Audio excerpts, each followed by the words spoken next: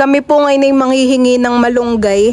Kasama ko po si Tita Janet at saka po si Andres. Tara, let's go. Tara Andres, nakakahingi lang naman po ng malunggay din sa kapitbahayan eh. Pwede lang kumuha. Yan po mga kamilot at luto na po itong ating ginisang munggo. Marami kasing kinuhan dugo sa kanya, no? Madami. Ay, dalawang kamay na. Nakita ko Tatlong yung- beses. Tatlong beses yun. Doon din ako nang hina daddy sa glucose test na yun. What's up mga kamilot? Welcome back sa aking channel. So for today's vlog po ay pupunta po kami ngayon dito sa palengke at kami po ay bibili po ng lulutuing pang ulam para po mamayang hapon. Ako po ay nandito na sa palengke at ako po ay bibili ng panlahok po sa munggo. Dito po sa kabilang side ay mga isdang tinda. May tilapia. Ang bibilhin ko po ay karning baboy. Dito po ako bibili.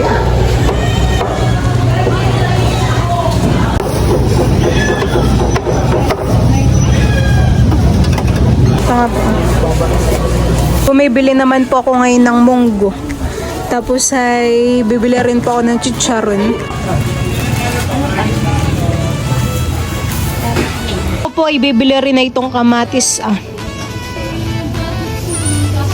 Bibili rin po ako ng prutas. Bay, dito po may manggang hilaw. Indian mango.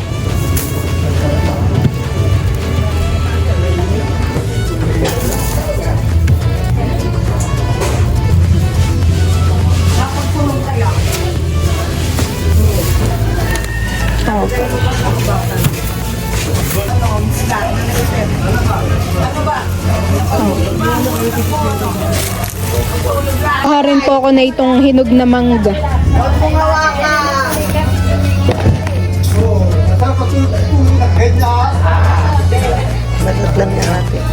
Ako po ay nakabili na ng gulay tapos ay bumili rin po ako ng prutas. Ito po. Galing ko sa dessert. Si Tito Taroshet po ay nagpapabili na saging na saba. Pagkatapos po na ito ay bibili po ako ng saging. Pang banana kayo daw po.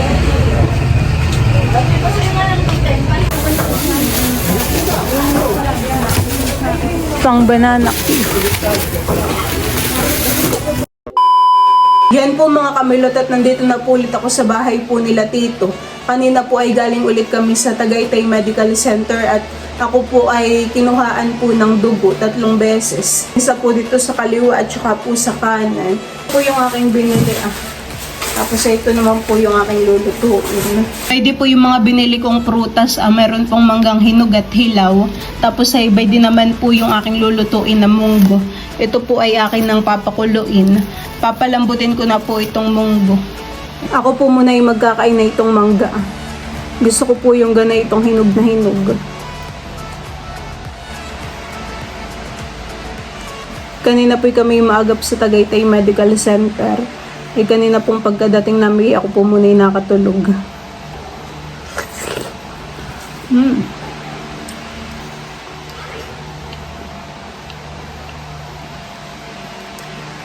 Kami po ngayon ay manghihingi ng malunggay.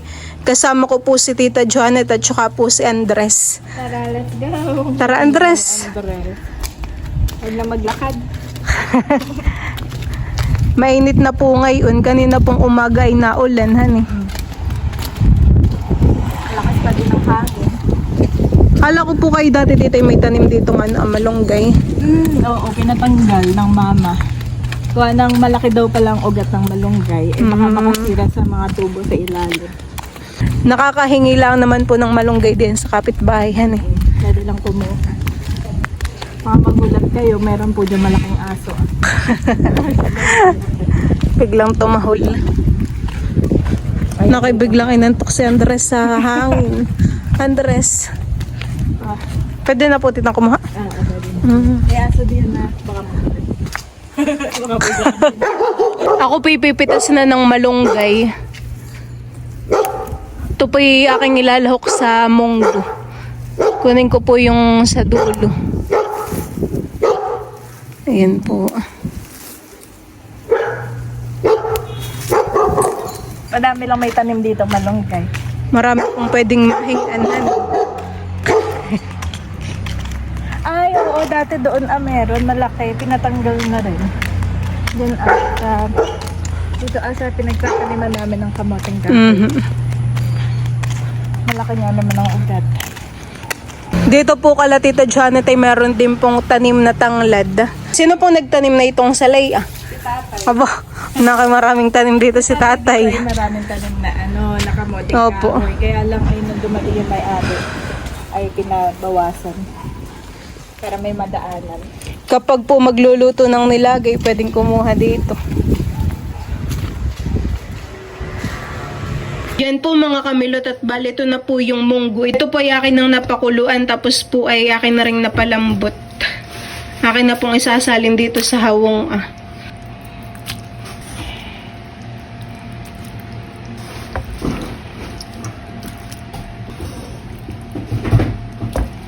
Ito naman po yung karning baboy. Ito po ay akin nang hihiwain para po masangkot siya ko na.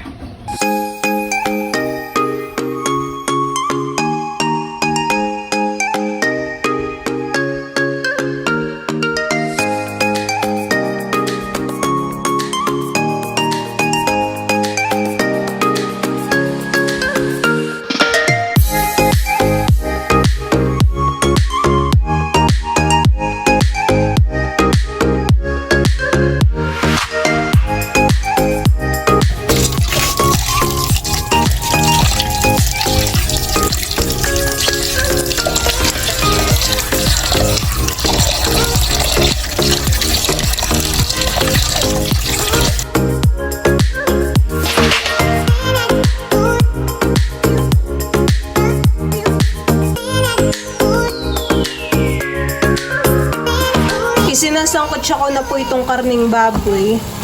Hihintayin ko lang po itong matuyo at papapula-pulahin ko po.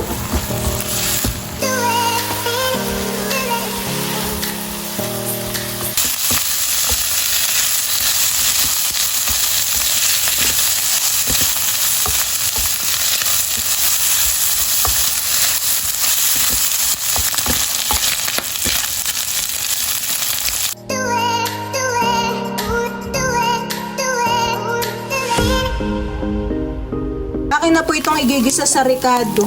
Ayan po, lalagay ko na po itong sibuyas.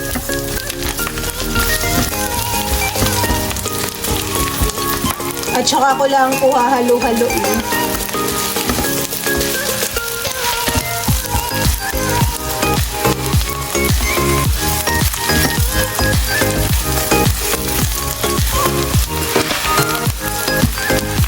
Maglalagay rin po ako ng kamatis.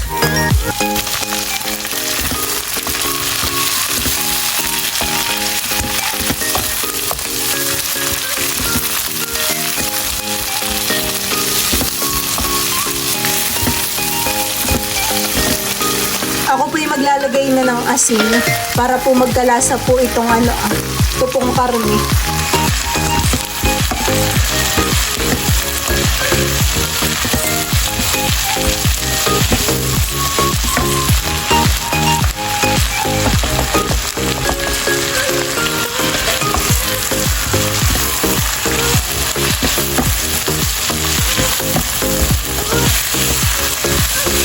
Akin na pong ilalagay itong munggo.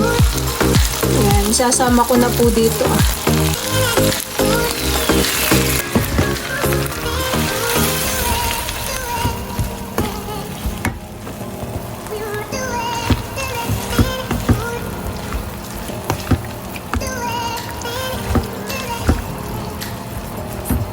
Maglalagay po ako ng kaunting sabaw. Ako po ay maglalagay din ng nor pork para po mas malasa po itong aking niluluto. Ito pong ginisang munggo.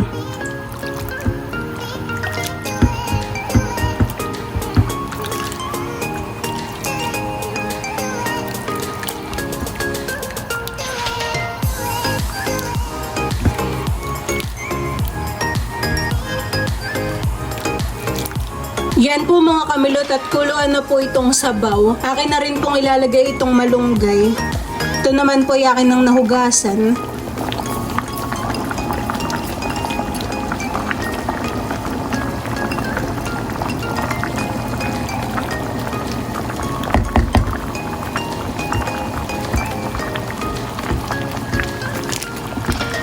Maglalagay rin po ako ng chicharon.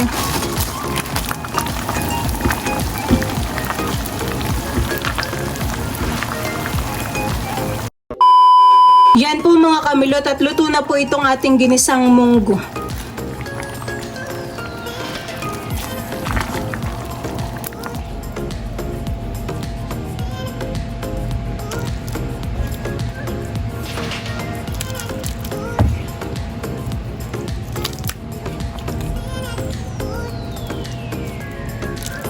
Ayan, bali kami po ngayon ay kakain na. Si tita po yung naghayin ng kanin. Kain na tayo.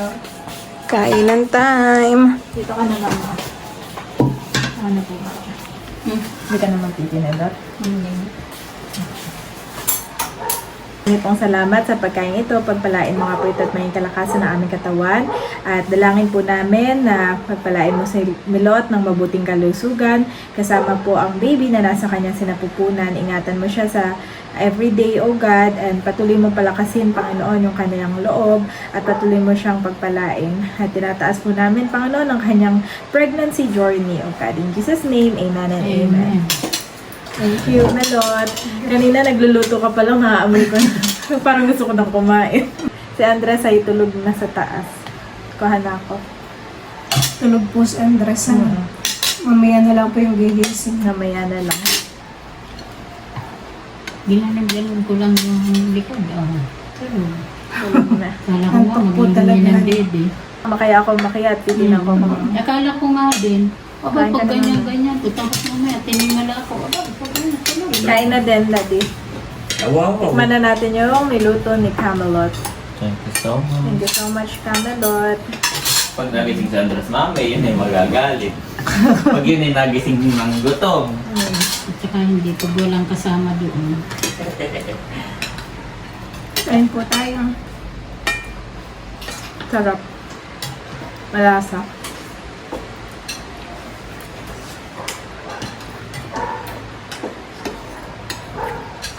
May sabaw naman po yan. Mm. Pwede po kay Andres. Lalo to kay Andres. Favorite niya to. Dito na ako kukuha. Oo ba, madami pa na ito. Kaya saan na daw yung dalawa? Nakarating na daw po ng Kalamba. Sino? Si Kulot.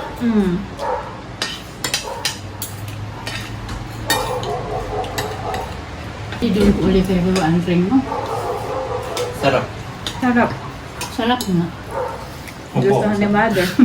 Si Mother ay mahilig sa munggo. Gulay.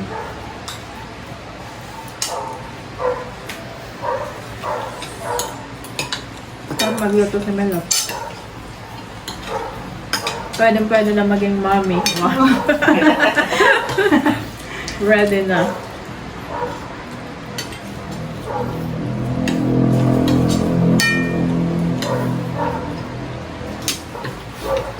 Kahit po ganito may nagja-jogging dito.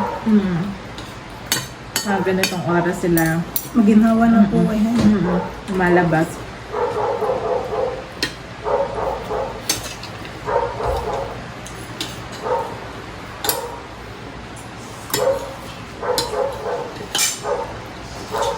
Kompleto pati yung lahok, mami, madami. May chicharon, may pork.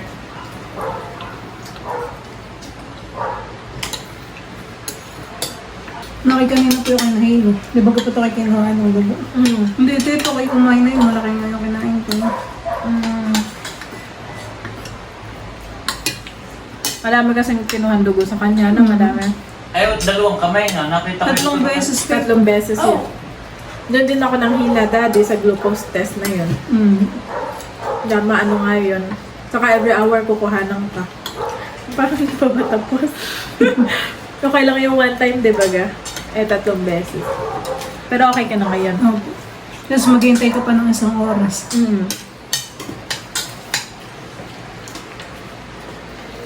Buti hindi mali-mali yung kumuha sa'yo ng dugo. Hindi po. Kasi naalala ko yung sa akin. Kuha siya dito, mali. Bago parang estudyante siya. Kuha siya dito, mali. Sabi ko, Nag-OJ ko siguro. Baka po nag-OG. bata pa. unlike yung mga expert na. Tapos sa kabila naman, pinalitan na siya ng senior niya. Kasi parang namumutla na ako. Namumutla na nga ako, no? Buti po kanina to lang ng gaano pila. Konti lang. Kaya maganda yung maaga nga kayo kanina. Ano oras kayo malas? Mga 6:30 po. Aga. Wala masyadong pasyente, no?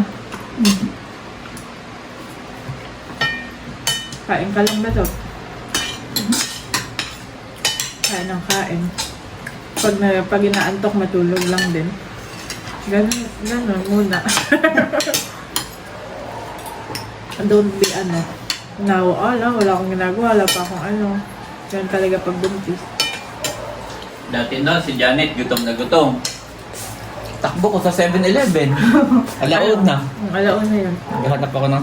hindi naman lahat ng 7-Eleven ay 24 hours. May iba'y sarado rin. Naghahanap ako. Ay ngayon ay sabi ni Janet ay nami-miss daw niya maging buntis ulit. At para daw siya ay prinsesa. Lakas naman ang tao na dati. Yun lang pala yung... Hindi natawa ako. Yun lang pala yung gusto mo.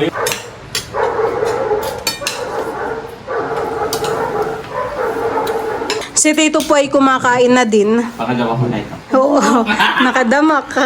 Bakit?